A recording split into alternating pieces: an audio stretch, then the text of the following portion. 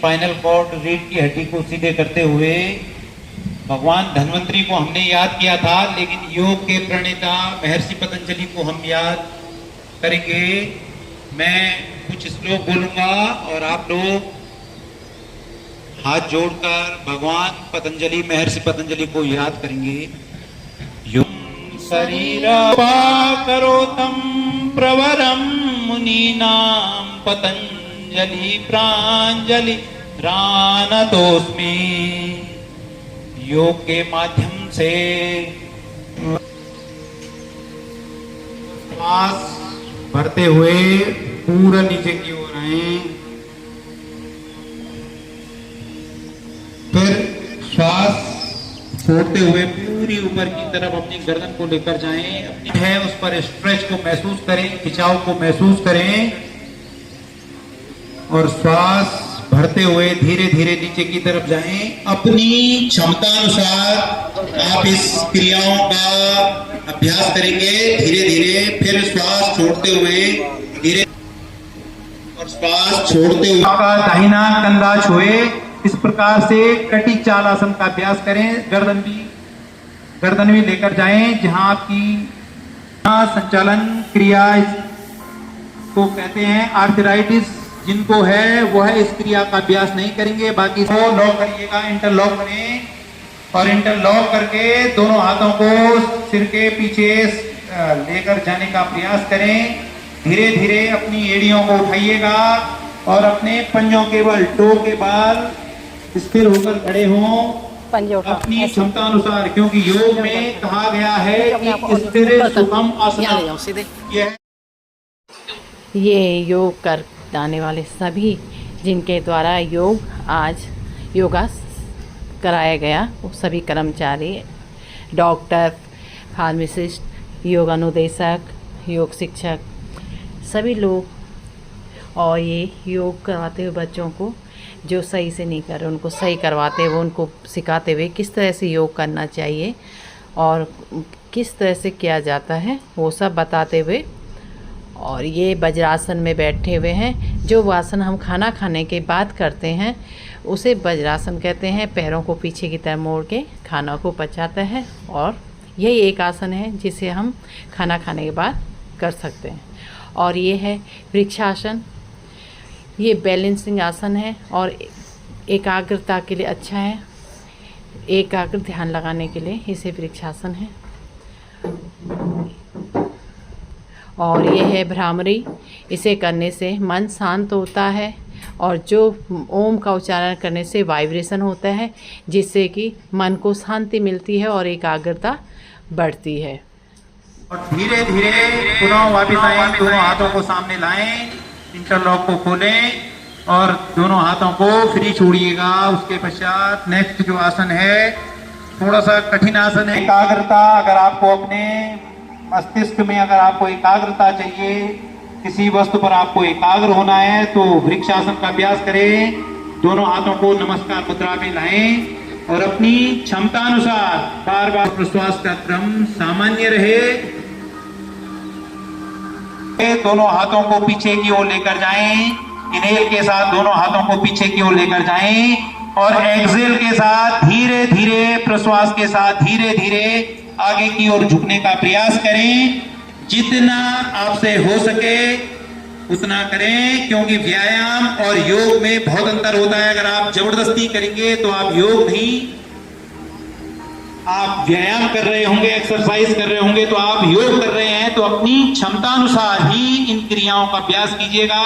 धीरे धीरे वापस आए। एक बार नेक्स्ट आसन है अर्ध चक्रासन। इस चक्रासन, अर्ध चक्रासन के आसन में हल्की सी चक्कर की अनुभूति हो सकती है, तो ध्यान दीजिएगा। एक तो आप लोगों को आंखें खुली हुई रखनी है और जब आप अर्ध चक्रासन का अभ्यास करेंगे तो अपनी पैरों की उंगलियों को मूव करते रहिएगा। इसमें आंखें खुली हुई रखिएगा, पैरों की उंगलियों को मूव करते रहिएगा और धीरे धीरे वापिस आए। यह अब हम नेक्स्ट आसन करेंगे त्रिकोणासन। त्रिकोणासन के लिए अपने पैरों में करीब 1 से 1.5 फीट का गैप कीजिएगा।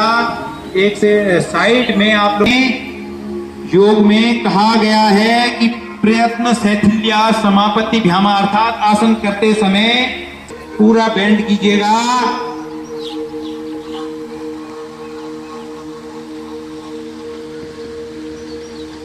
और धीरे धीरे वापस आए। साइड में अगर आपको चर्बी महसूस होती है तब श्वास लेते हुए बेंड करें और दाहिने हाथ के अंगूठे को देखने का प्रयास कीजिएगा। दोनों पैरों को बेंड करें और दोनों तलवों को आपस में मिलाएं। तो भद्रासन हम कर रहे हैं और शरीर को नुकसान होगा।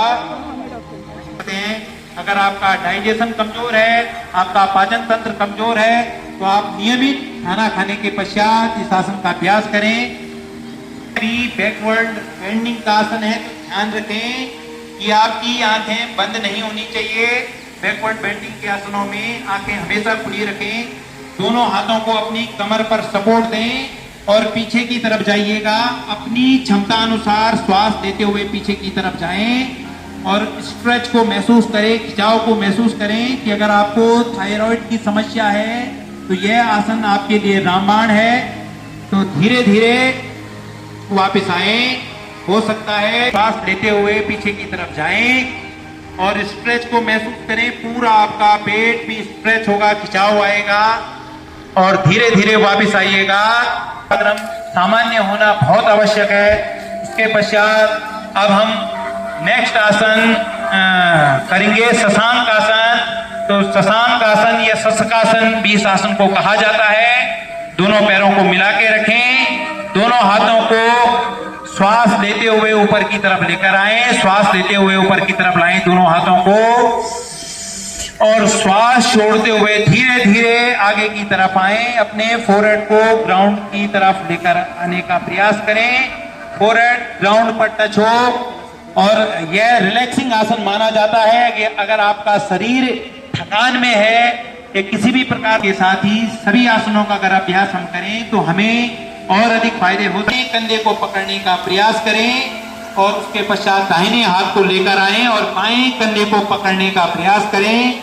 उत्तान मंडूकासन, यह हमारी चेस्ट जो हमारी छाती है जिसके अंदर हमारे फेफड़े हैं उनको फैलाने का काम करता है। फेफड़ों की कार्य क्षमता को यह आसन बढ़ाता है। तो अगर श्वासों से संबंधित आपको दिक्कतें हैं, फेफड़ों से संबंधित आपको दिक्कतें हैं, तो उत्तान मंडूकासन आपके लिए रामबाण हो सकता है। प्रत्येक आसन का अभ्यास अपनी क्षमता अनुसार अवश्य करें। बहुत अधिक करने का अभ्यास आप कर रहे हैं। अब नेक्स्ट हम अपनी स्पाइनल कॉर्ड को जो हमारी मेरुदंड, सभी आसनों के बाद हमें मकरासन में रिलैक्स करना है, आराम करना है, क्योंकि प्रत्येक आसन के बाद रिलैक्स करना बहुत आवश्यक होता है। योग में अगर आप आराम नहीं कर रहे हैं, रिलैक्स नहीं कर रहे हैं तो योग का कोई फायदा नहीं माना जाता है। तो 10 या 20 सेकंड का ही अगर हमारे पास समय है तो रिलैक्स होना बहुत आवश्यक है। अब हम नेक्स्ट आसन करेंगे भुजंग आसन। दोनों पैरों को आपस में मिलाएं, दोनों हाथों को चेस्ट के पास रखें और श्वास लेते हुए धीरे धीरे अपने अपर पार्ट को लिफ्ट करिएगा। आपकी जो नाभि है वह ग्राउंड पर टच होगी और अब श्वास और प्रश्वास का जो क्रम है उसको सामान्य रखने का प्रयास करें। बहुत अधिक आपको स्ट्रेच नहीं देना है, बहुत अधिक तनाव नहीं देना है। पड़ता है तो अपनी क्षमता अनुसार ही वापस आइएगा। हाँ, रिलैक्स कीजिएगा कुछ देर। एक बार पुनः सलवासन का अभ्यास करें। दोनों हाथों को फिर थाइस के नीचे लेकर आए, वो आपके हैं, और श्वास लेते हुए पुनः दोनों पैरों को लिफ्ट कीजिएगा। चिन ग्राउंड पर टच रहेगी। अपनी क्षमता अनुसार बार बार मेरे द्वारा यही आपको क्षमता अनुसार करेंगे और धीरे धीरे वापिस आए, धीरे धीरे वापिस आए और रिलैक्स कीजिएगा। मकरासन में दोनों हाथों को आगे लाएं और रिलैक्स करें। मकरासन में दोनों हाथों को आगे क्रॉस करें और पूरी तरह से रिलैक्स हो। जो भी स्ट्रेच या तनाव या खिंचाव आपके शरीर में वाले हिस्से को लिफ्ट करें। सेतुबंध आसन, ब्रिज पोज का अभ्यास करें और श्वास और प्रश्वास पर भी ध्यान दें कि श्वास और प्रश्वास बहुत सामान्य हो किसी भी प्रकार की आपकी सांसों कोई भी तनाव न रहे, कोई भी खिंचाव न रहे। टोटली पूरा शरीर रिलैक्स अवस्था में, आराम की अवस्था में, शून्य अवस्था में। शून्य अवस्था का मतलब होता है कि आपके अपने शरीर को यह लगना चाहिए कि वो शून्य है। किसी भी प्रकार का आपके शरीर में कोई भार नहीं है, कोई तनाव नहीं है, कोई खिंचाव नहीं है। पूरी तरह से अपनी क्षमता अनुसार होल्ड करिएगा और धीरे धीरे वापस आए। महसूस करें कि इस आसन के द्वारा आपके पेट पर बहुत अधिक तनाव बना होगा, बहुत अधिक खिंचाव बना होगा। जो लोग आसन कर रहे हैं वे भी अब रिलैक्स करें। तो शवासन का ये मेथड है, ये तरीका है कि आप अपनी हथेलियों को आसमान की तरफ करेंगे। से संबंधित, शुगर से संबंधित शिकायतें हैं तो अर्ध हलासन का अभ्यास बेहतर माना जाता है। तो अगर आप शुगर से परेशान हैं तो इस आसन का अवश्य अभ्यास करें। अर्ध हल आसन, हल की तरह जिस आसन में आकृति हो अर्ध हलासन कहा जाता है। दोनों पैरों को आपस में बेंड करें, धीरे धीरे बेंड करें और श्वास लेते हुए धीरे धीरे अपने अपर पार्ट गर्दन वाले हिस्से को उठाएं, गर्दन वाले हिस्से को उठाएं और अपने दोनों घुटनों और पवन मुक्त अभ्यास का जिस प्रकार से नाम से ही स्पष्ट है कि पवन मुक्त आसन, अर्थात आपको गैस की समस्या है या शरीर में एसिड बन रहा है तो उस क्रम से बैठिएगा। बाईं तरफ से करवट लें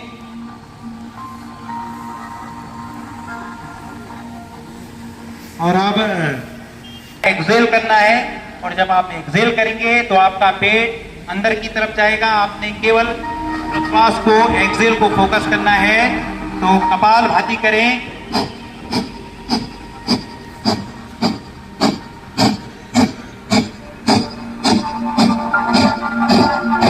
हाई बीपी की अगर समस्या भी करें, केवल और केवल प्रश्वास को ध्यान में रखें और प्रश्वास करते हुए, एक्सहेल करते हुए आपका पेट अंदर की तरफ जाना चाहिए। कपाल भाती क्रिया है। अब धीरे धीरे वापिस आए और अब हम नेक्स्ट क्रिया भ्रामरी प्राणायाम का अभ्यास करेंगे। भ्रामरी प्राणायाम में लास्ट 3 फिंगर्स अपनी आंखों के ऊपर रखें, फर्स्ट फिंगर अपने फोrehead के ऊपर रखें और थंब से बंद करें अपने ईयर को। ध्यान दीजिएगा कि लंबी गहरी श्वास लेंगे, उसके पश्चात जितना आप श्वास लेंगे उसका डबल या ट्रिपल आपको श्वास रोकना है। और जब श्वास बाहर छोड़ेंगे तो मुंह के अंदर ओम का श्वास लें, होल्ड करें,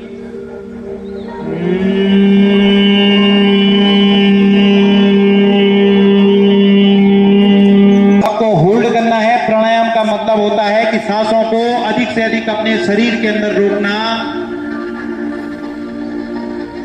अब एक्सहेल करें,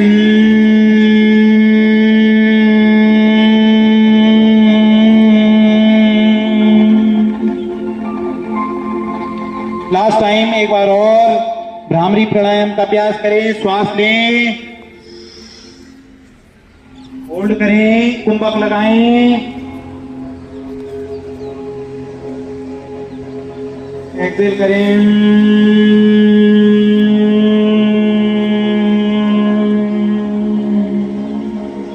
अब रिलीज। अब दोनों हाथों को घुटनों के ऊपर रखेंगे और अंत में शांति पाठ का अभ्यास करेंगे। सभी लोग शांत भाव से बैठें, आंखें बंद कीजिएगा, कमर गर्दन सीधी रखिएगा। भवन्तु सुखिना सर्वे सन्तु निरामया सर्वे भद्राणि पश्यन्तु मा कश्चित् भवेत्। ओम शांति शांति शांति।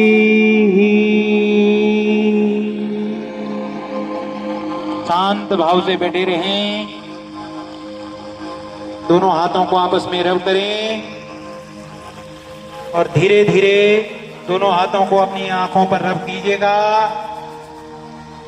अपने फेस पर रब कीजिएगा और अपने पूरे शरीर पर दोनों हाथों को रब करें और धन्यवाद करें उस ईश्वर का जिसने हमें इस योग सत्र में शामिल करवाया। धन्यवाद और प्रणाम।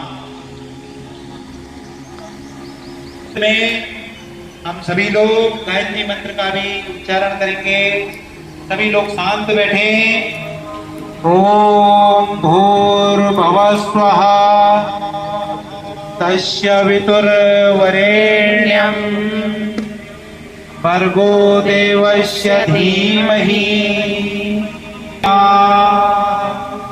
ओम भूर्भुवः स्वः तस्य वितुर्वरेण्यं भर्गो देवस्य धीमहि धियो यो न प्रचोदयात्।